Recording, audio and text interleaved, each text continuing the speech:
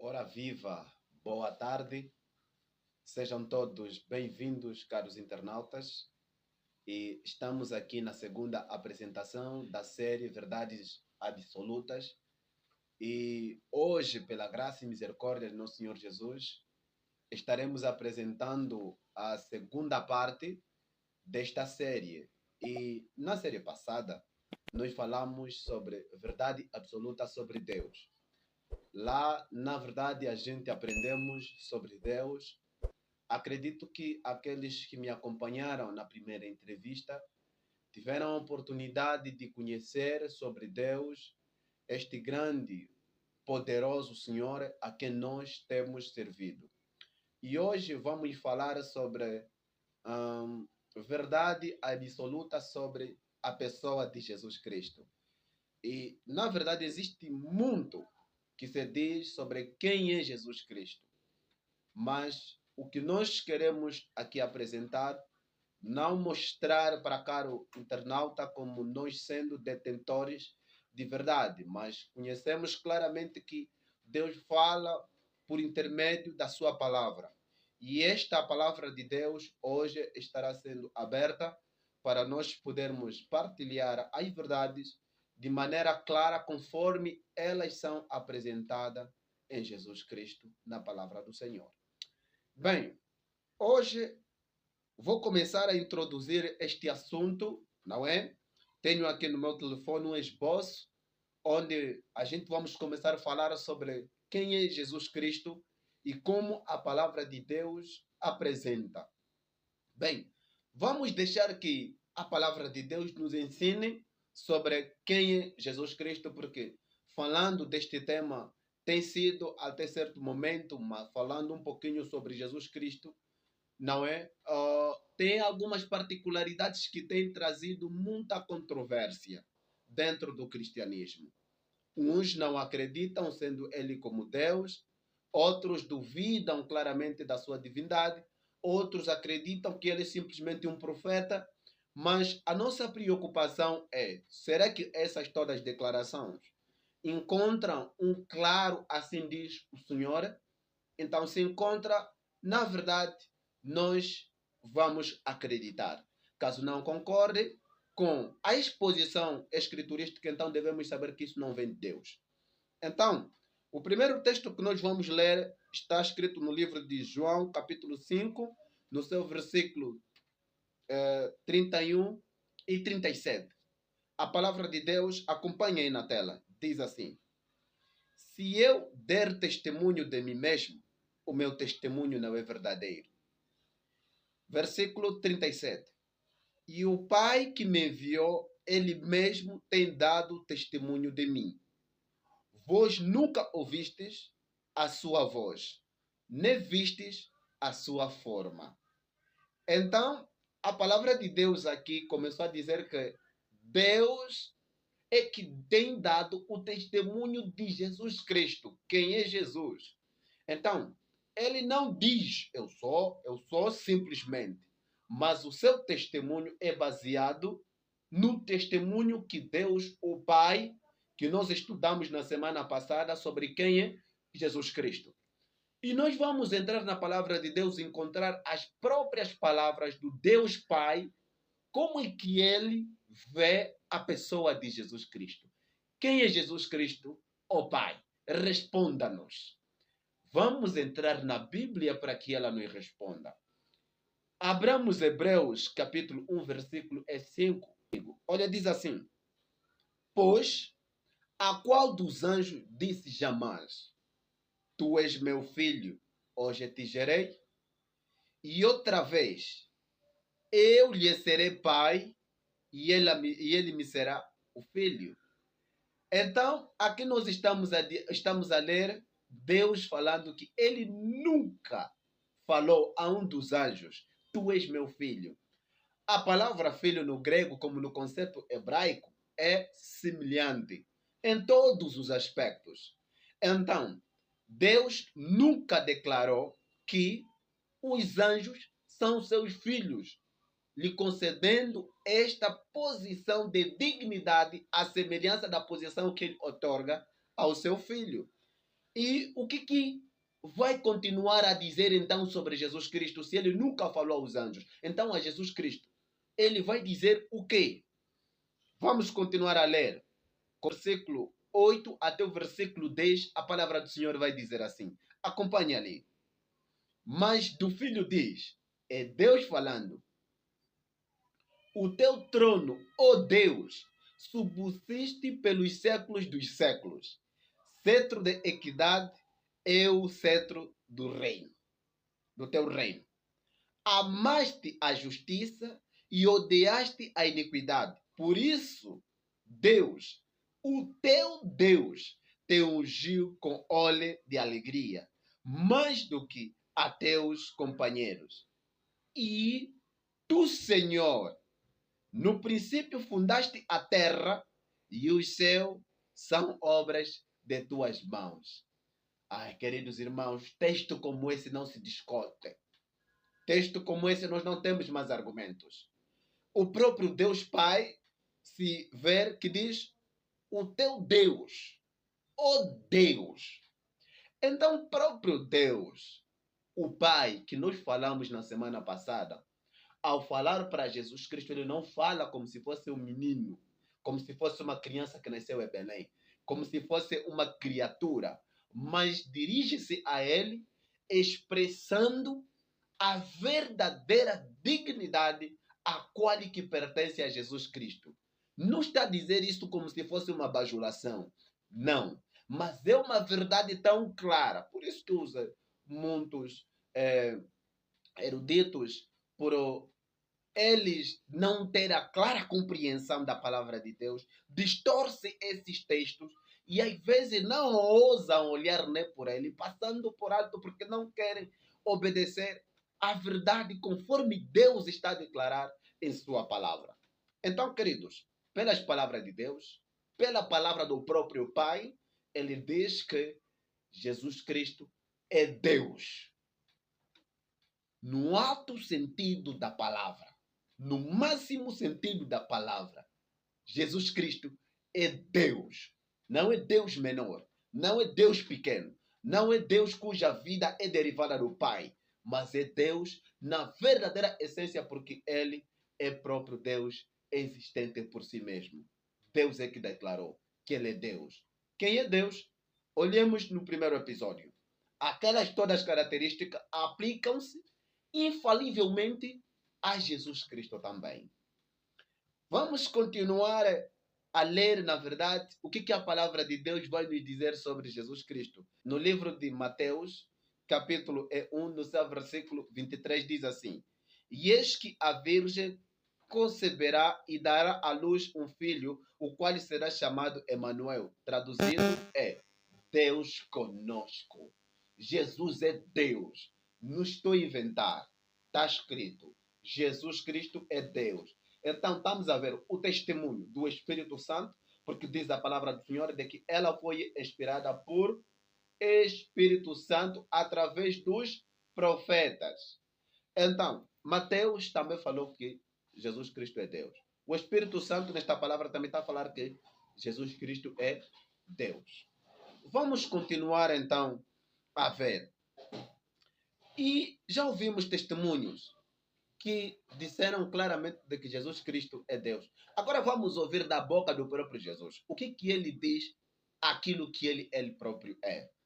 Qual é a declaração que ele faz de si mesmo? Vamos ler no livro de João, capítulo 8, no seu versículo 58, a palavra do Senhor diz assim: Respondeu-lhe Jesus: em verdade vos digo que antes que Abraão existisse, eu sou. Palavra como esta, irmãos, nós não precisamos ir para além do que está sendo revelado, que é útil para a nossa própria salvação.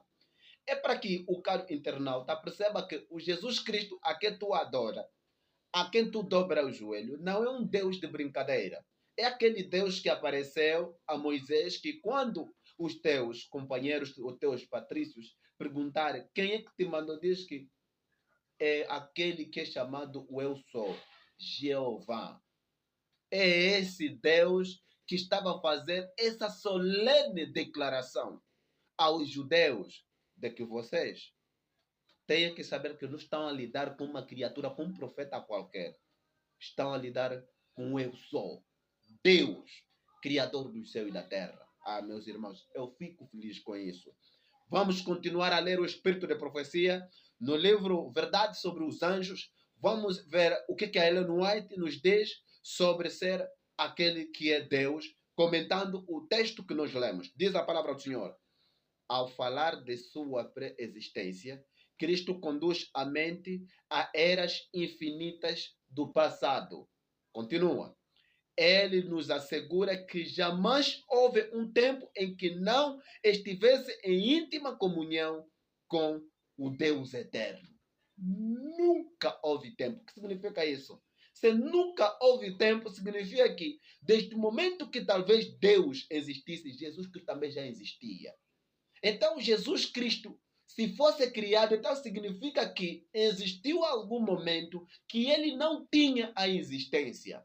Então vamos acabar por acreditar que a sua existência lhe fora otorgada. Mas o texto que nós lemos contrasta com esta ideia, contrasta com essa ideologia.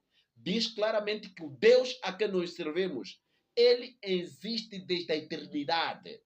Nunca houve um momento em que Jesus Cristo não estivesse em uma íntima comunhão com o Pai. Veja a grandiosidade do nosso Deus. Isto me dá muita alegria e segurança porque estou a servir a um Deus infalível. Vamos continuar a ler o que Jesus Cristo vai nos dizer sobre Ele mesmo no seu capítulo 10, desta vez do livro de João, versículo 30, diz: eu e o meu Pai somos um. Eu e o Pai somos um. Quem disse isso é Deus. E essas palavras suscitaram um espírito de revolta por parte dos judeus. Quase foi apedrejado, mas graças a Deus foi protegido. O que ele nos disse é isso. Vamos passar para um comentário do Espírito de Profecia. O que na verdade esse texto significa para nós. Vamos continuar ali a ler. Ellen White vai dizer o seguinte: nenhum dos anjos poderia ter se tornado fiador para a raça humana, pois a vida deles pertence a Deus. Não poderia entregá-la. Todos os anjos levam o jugo da obediência. São mensageiros escolhidos daquele que é o comandante de todo o céu. Mas Cristo é igual a Deus infinito e onipotente. Ele poderia pagar o resgate pela liberdade do ser humano. Vamos continuar. Ele é o Filho eterno, existente por si mesmo. Não existe palavra mais clara do que essas. Sobre quem não havia sido colocado nenhum jugo. E quando Deus perguntou: a quem enviarei? Ele podia responder: eis-me aqui, envia-me a mim. Ele poderia se comprometer a ser o fiador do pecador, pois podia dizer o que o mais elevado anjo não poderia: tenho poder sobre minha própria vida, tenho autoridade para entregar e também para reavê-la. Essa solene declaração, nenhum anjo poderia morrer por nós. Quando a gente falamos que Jesus Cristo é criado, ou a sua existência é derivada do Pai, talvez podemos fazer certas modificações no termo, fazer evoluir as nossas terminologias, mas cujo objetivo nada mais, nada menos é tentar mostrar que Jesus Cristo é um Deus pequeno, é um Deus assim menor, não é? Que não tem propriamente a existência própria, porque essas palavras são alegóricas.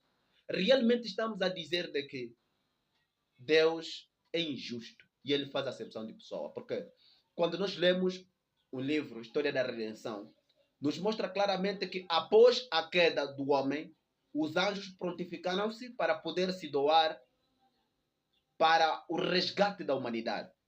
O Senhor disse que não. Vocês são as criaturas. Não pode morrer pelas criaturas. Caso o fazer, vós podereis desaparecer para sempre. Então, uma criatura não pode pagar o preço de uma lei que é eterna. Isso é injustiça, isso não funciona. A lei é eterna, importa que também quem vai pagar o resgate tem que ser um ser eterno, existente por si mesmo. E este único que cumpre as características somente é Jesus Cristo. Deus eterno, existente por si mesmo. Amigo, vamos continuar aqui no nosso estudo. Vamos ler aqui agora, desta vez, no livro de Evangelismo, na página 615 e 616, a palavra de Deus declara-nos o seguinte. Jesus declarou: eu sou a ressurreição e a vida. Em Cristo, a vida original, não emprestada, não derivada. Aquele que tem o Filho tem a vida. 1 de João, capítulo 5, versículo 12. A divindade de Cristo é a certeza de vida eterna para o crente. Então, crer que Jesus Cristo é Deus é segurança da nossa própria salvação. Irmão, eu permaneço nessa verdade porque ela é revelada por Deus e é útil para a minha própria salvação. Desejar todas as nações, a palavra do Senhor vai continuar a dizer, DTN, na página, desta vez, é 530, diz a palavra do Senhor. Em Cristo, a vida original, não emprestada, não derivada. Está claro. Vamos continuar a ler. Exaltai-o na página 3. O Senhor Jesus, o divino Filho de Deus, existiu desde a eternidade. Como pessoa distinta, mas um com Pai. Era ele a excelente glória do céu. Era o comandante dos seres celestiais. E a homenagem e adoração dos anjos era por ele recebida como de direito. Isto não era usurpação em relação a Deus. Caro internauta, isso não está claro? Está claro. Muito bem. Jesus Cristo, o ato de receber adoração não é usurpação. Deus. Quando nós estamos a falar assim, estamos a dizer também que Jesus Cristo é Deus. Bom, vamos continuar pelo menos para poder ver, porque o objetivo dessas séries não despertar um espírito de contenda, um espírito de combate, mas é mostrarmos a verdade sobre Jesus Cristo, porque esta aqui é a nossa série. E agora vamos ver onde sai esta corrente que solopam as Sagradas Escrituras, não é? Eu quero ler um texto muito importante, isso está no livro Testemunhos Completo, volume 2, na página E362. A palavra do Senhor, ela vai nos dizer o seguinte: as igrejas denominacionais caídas que são Babilônia. As igrejas denominacionais caídas e que são Babilônias. Ok, a correta leitura é essa. Babilônia tem estado a promover doutrinas venenosas. O vinho do erro. Vamos continuar. Este vinho do erro é composto de doutrinas falsas, tais como a imortalidade natural da alma, o tormento eterno dos ímpios, a negação da pré-existência de Cristo antes de seu nascimento em Belém. Quem vai me acompanhar? Se alguém está a dizer que Cristo foi criado, foi que ela saiba que ele bebeu o vinho da Babilônia. É o filho da perdição. Bebeu o vinho de Satanás.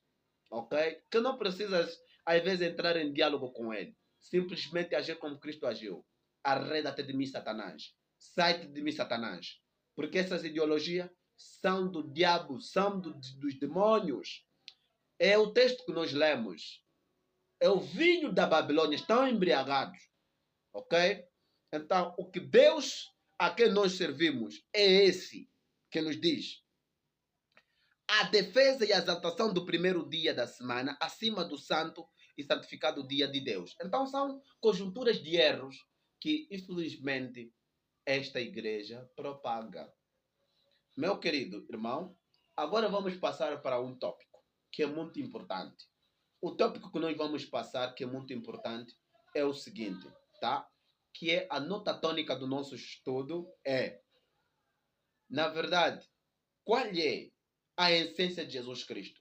Se ele é Deus Todo-Poderoso, conforme nós vimos, incriado, tem a vida em si mesmo, ele tem todas aquelas características que nós apresentamos no primeiro episódio sobre Deus o Pai. Então, hoje e agora, ah, falando agora sobre ele, qual é a sua missão? O que ele, na verdade, vinha fazer? Isto é que nós precisamos entender. Um Deus tão grande, o Senhor dizendo, ordenando aos anjos para que fosse adorado, o Senhor dando testemunho dele mesmo que ele é Deus.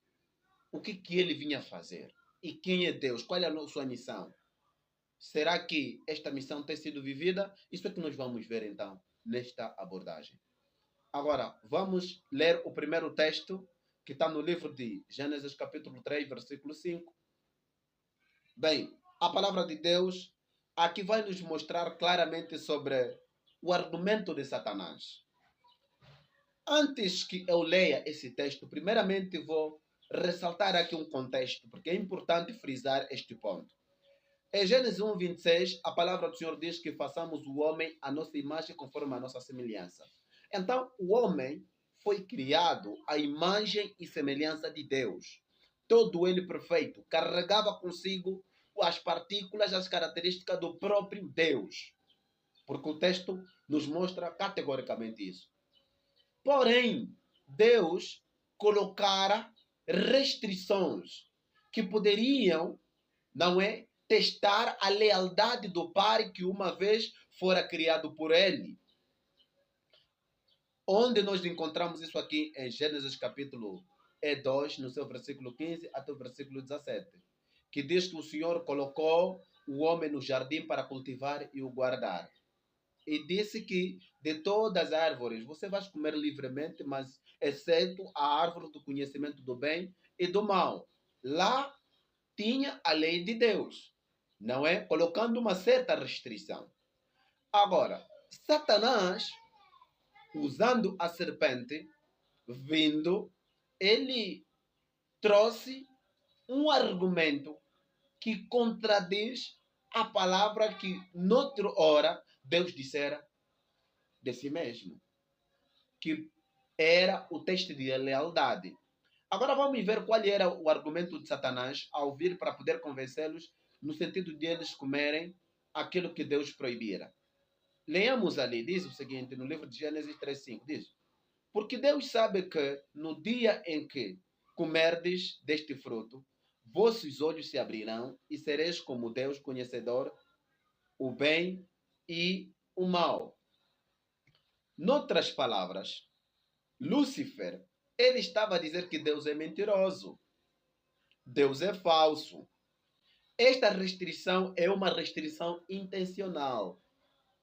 Porque ele sabe que no dia que você vai comer desta fruta, realmente você vai ser como Deus. Ou seja, Deus é egoísta. Porque ele quer somente ser ele, receber simplesmente adoração e impondo restrições para as suas criaturas. Infelizmente, este é o argumento que ele apresentou. Querido irmão, caro internauta, esta é a nota tônica que trouxe a Jesus Cristo para poder vir, não é? Mostrar a realidade sobre o Deus Pai. Uma vez que aqui foi apresentado como sendo mentiroso, como sendo egoísta, como sendo a sua lei injusta, a sua restrição é injusta. Então aqui o problema tornou-se grave. E nós precisamos agora entender o conflito. E nesta abordagem não parou de surtir o efeito. Continuando ali na tela, olha só o efeito dessas palavras de Lúcifer. Quando ele falsificou sobre Deus, diz: então, vendo a mulher que aquela árvore era boa para se comer, agradável aos olhos, e árvore desejável para dar entendimento, tomou do seu fruto, comeu, e deu ao seu marido, e ele também comeu. Infelizmente, pecaram. Bem, o que Deus dissera? que no dia em que vais comer desta fruta, certamente vós morrereis. Não é? Então eles teriam morrido, praticamente. Não é verdade? Se fosse você, após disso acontecer, o que farias? Nós também não temos pecado, mesmo conhecendo a verdade, não temos cedido influências erradas que contrastam as revelações que nós recebemos. É claro, isso também aconteceu com ele, porque Deus dissera o seguinte: no dia que vais comer, certamente vais morrer. E o Senhor, ao perguntar-lhes, todos eles deram desculpa, mas no fim disseram: comi. Por mais que Adão disse: a mulher que tu me deste me persuadiu, me enganou, mas a palavra-chave é comi. Então ele aceitou que pecou. A Eva também não. É serpente. O senhor tem que ver, hein? Criaste a serpente. Eu não sou culpada de nada. Mas de tudo isso, no fim, ela diz: comi. Noutras palavras, elas próprias sentenciaram-se a si mesmas. Porque Deus dissera claramente que no dia em que vós comerdes destas frutas, realmente vós morrereis. O que eles estavam esperando? Vamos acompanhar aí o texto maravilhoso que eu gostaria de ler para vós. Gênesis capítulo 3, versículo 15. Diz: porém, inimizade entre ti e a mulher, e entre a tua descendência e a sua descendência, esta te ferirá a cabeça e tu lhe ferirás o calcanhar. Em vez de ouvir, vós vão morrer, ou vão morrerdes, isso é correto, eles acabaram por ouvir a sentença para Satanás. Porém, inimizade entre ti e a mulher. Noutras palavras, a mulher percebeu-se que entre ti e a mulher, afinal vou morrer. Então essas palavras soavam esperança. Soavam uma futura libertação. Soava uma futura restauração. Um perdão, misericórdia. Essas palavras é que estavam a soar. Tá? De que poderia haver um resgate para ele, que é o novo descendente, que viria para poder resgatar os homens que estavam emergindo na transgressão. Olha só que maravilha. Esta aqui é a missão. Olha só, a palavra de Deus vai dizer no livro manuscrito de 1888, na página, volume 2, na página 176. Diz: no Éden, o evangelho de um Salvador vindouro foi proclamado. Tão logo foi dada a promessa de que a semente da mulher feriria a cabeça da serpente. Cristo foi revelado como o Redentor da humanidade.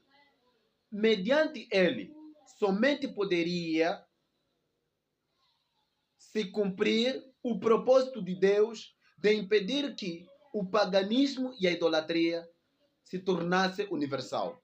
A promessa de sua vinda foi estrela de esperança que derramou seus raios brilhantes através do deserto sobre o qual a igreja devia abrir caminho para a consumação de suas esperanças. Então esse texto nos mostra claramente que essas palavras foram palavras de esperanças para o casal que estava em apostasia. Há esperança para todas as pessoas que pecam. Há esperança para todas as pessoas que erram. Vamos continuar o que a palavra de Deus vai nos dizer. Por isso que em Gênesis 3:21 vai dizer: e o Senhor Deus fez túnica de peles para Adão e sua mulher e os vestiu. Túnicas. Já não há aventais. Túnicas. Significa que houve morte de um animal. Razão pela qual Deus tirou as vestes, os cobriu. Aquele cordeiro que está escrito em Apocalipse capítulo 13 no seu versículo 8, que morreu desde a fundação do mundo. Aquele a quem João Batista falou, tipificando a morte de Jesus Cristo posteriormente, para poder dar a vida para a humanidade, que diz: eis aí o Cordeiro de Deus que tira o pecado do mundo. É aí onde morreu. É lá onde se deu a esperança para o resgate da humanidade. Porque o salário do pecado é a morte. Diz a palavra de Deus no livro de Hebreus, capítulo 9, no seu versículo 22, a palavra do Senhor nos diz o seguinte: segundo a lei, quase todas as coisas se purificam com sangue, porque sem derramamento de sangue não há remissão. Então, quando Adão e Eva pecaram, tinha que se derramar o sangue de um inocente. Aquele cordeiro não participou no pecado de Adão, mas foi convidado para morrer, para dar a vida para os culpados. Que plano da salvação terrível, irmãos. Vamos continuar a ler porque nós praticamente estamos quase nos derradeiros momentos. Por que Cristo, na verdade, tinha que vir, afinal de contas? Simplesmente para poder resgatar Adão e a Eva e a humanidade que caíra. Vamos continuar a ler. Diz: Cristo deixou sua posição nas cortes celestiais e veio à terra viver a vida dos seres humanos. Ele fez esse sacrifício para mostrar que é falsa acusação de Satanás contra Deus e que é possível ao homem obedecer às leis do reino de Deus. Igual ao Pai, honrado e adorado pelos anjos, Cristo humilhou-se a si mesmo em nosso favor e veio à terra viver uma vida de humildade e pobreza para ser um homem de dores que sabe o que é padecer. Então ele vinha para refutar a posição, as acusações de Satanás, que ele dissera que, olha, a felicidade consiste em vocês comer a árvore para serem como Deus. Mas quando eles comeram, a sua consciência acabou por lhes acusar. Fugiram de Deus. Começaram a se acusar uns pelos outros. E eles próprios foram testemunhas oculares de que o pecado não traz felicidade. Somente a vontade de Deus, nele jaz a segurança para se viver, o amor puro de Deus. Esta é a missão de Jesus Cristo. O Cordeiro de Deus estava a contrastar com a acusação de Satanás. A inocência do Cordeiro estava recusando, estava eliminando as acusações da serpente. Este conflito aconteceu lá no Éden. Vamos continuar. Exaltai-o na página 236, o texto que eu li, para nós fecharmos a outra parte que diz: no entanto, o cunho da divindade estava em sua humanidade. Ele veio como mestre divino para erguer os seres humanos, para aumentar sua eficiência física, mental e espiritual. Porque ao eles pecar contra Deus, as suas vestes perderam-se. Logo estavam revestidos da corruptibilidade. Através do plano da salvação, poderia agora lhe restaurar. Maravilhoso plano da redenção. Vamos continuar materiais. De 1882, na página 106, diz a palavra do Senhor: a obra de Cristo era revelar o Pai como misericordioso, compassivo e cheio de bondade e verdade. Não é esta missão que fez o Cordeiro no Éden? Eles pecaram, mereciam morrer, a parte da justiça de Deus. Mas o Cordeiro disse que não morram eles, mas que eles vivam e eu morro. Logo, a palavra de Deus ela está certa, porque nós estamos a ler o livro de João, capítulo 3, versículo 16, que diz: Deus amou o mundo de tal maneira que deu o seu Filho unigênito, para que todo aquele que nele crê não pereça, mas tenha vida eterna. Esse Filho unigênito é que é o Cordeiro. Aquele Cordeiro que o enviou é o Deus Pai. Então o ato de Deus ter enviado o Cordeiro de Deus, isso refuta as acusações de Satanás de que Deus é mau, de que Deus se regozija com o sofrimento do povo, se regozija com o sofrimento das suas criaturas. Esse não é Deus que nós servimos. Jesus Cristo coloca todas essas acusações no balde de lixo. É mentira. Deus e amor. É o texto que nós estamos a continuar. Olha só maravilhoso texto que eu quero ler para ti. Em Patriarcas e Profetas, Na página 37, a palavra de Deus diz assim: mas o plano da redenção tinha um propósito ainda mais vasto e profundo do que a salvação do homem. Ou seja, a morte do Cordeiro, lá no Éden, tinha maiores propósitos do que a salvação de Adão e Eva, que são representantes da humanidade. Consegue entender, fraseando a questão? Eu acredito que sim, entendeu. Então, qual era este o propósito? Vamos continuar. Diz a palavra do Senhor. Não foi para isto apenas que Cristo veio à Terra. Não foi simplesmente para que os habitantes deste pequeno mundo pudessem considerar a lei de Deus como devia ser considerada, mas foi para reivindicar o caráter de Deus perante o universo. Coisa tremenda, coisa terrível é acusar a Deus. Deus não ficou feliz, porque o universo todo estava ameaçado. Ellen White, em Desejar Todas as Nações, a palavra de Deus nos diz que Satanás tem usado o argumento da queda de Satanás de que é impossível guardar a lei de Deus. Mas, ao mesmo tempo também, Jesus Cristo nos traz o seu argumento, o ato dele tomar a natureza humana e viver a perfeição de caráter. Isto recusa de novo, bane por completo as acusações de Satanás. Logo, Cristo, a sua missão, ele veio para reivindicar o caráter de Deus Pai, que foi manchado por Satanás através das suas falsas acusações. No outro episódio, nós falaremos a verdade absoluta sobre o conflito. Lá abordaremos sobre como, na verdade, este conflito desenrolou-se até chegar onde que o Filho de Deus foi feito esforços necessários para que ele pudesse por nós morrer, não simplesmente para nos salvar, mas também para salvaguardar o caráter de Deus que estava em risco através das falsas acusações. Querido irmão, esta é a dupla missão de nosso Senhor Jesus Cristo: salvar a humanidade, mas também reivindicar o caráter do nosso Deus Todo-Poderoso. Olha, eu estou muito feliz, tá? Estou muito feliz. Por que eu fiz uma longa apresentação como esta? É necessária, querido, porque a humanidade está a cair numa degradação tão profunda por não conhecer a Deus e por não conhecer a missão de Jesus Cristo.